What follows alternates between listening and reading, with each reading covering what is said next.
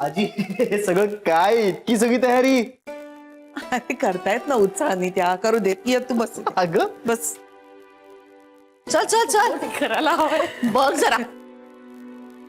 ए ताई, पाण्याच्या बाटल्या किती भरायच्या आहेत ग? हा ग मोजायच्यात कशाला? आईस बॉक्स मध्ये मावतील ना तेवढ्या सगळ्या घेऊया आणि आत्तापासून भरू नको, उद्या सकाळी भरूया.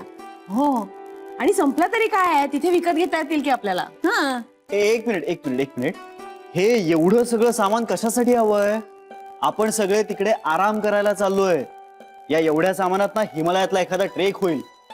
ए काहीतरी काय बोलतोयस तू? आणि तसंही परत येताना खाण्याचं सगळं संपलेलंच असेल की. बर मला सांग, हे एवढे सगळे नॅपकिन कशाला हवेत?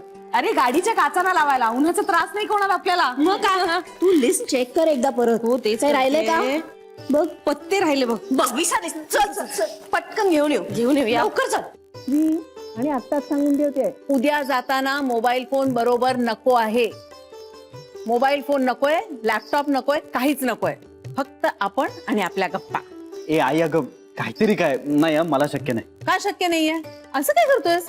अगं उद्या ऑफिसला सुट्टी नाहीये, कामाचा फोन येऊच शकतो. ते काही नाही. हा मग पिकनिकला काय अर्थ आहे सांग?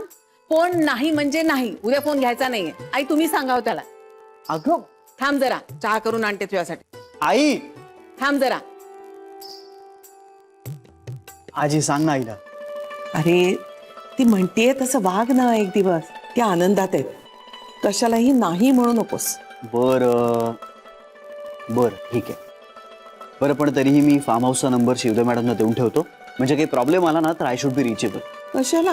मी आहे ना, काही आलं तर मी बघीन. तू इथला विचारही करू नकोस. तू आहेस म्हणजे? मी नाही येते पिकनिकला.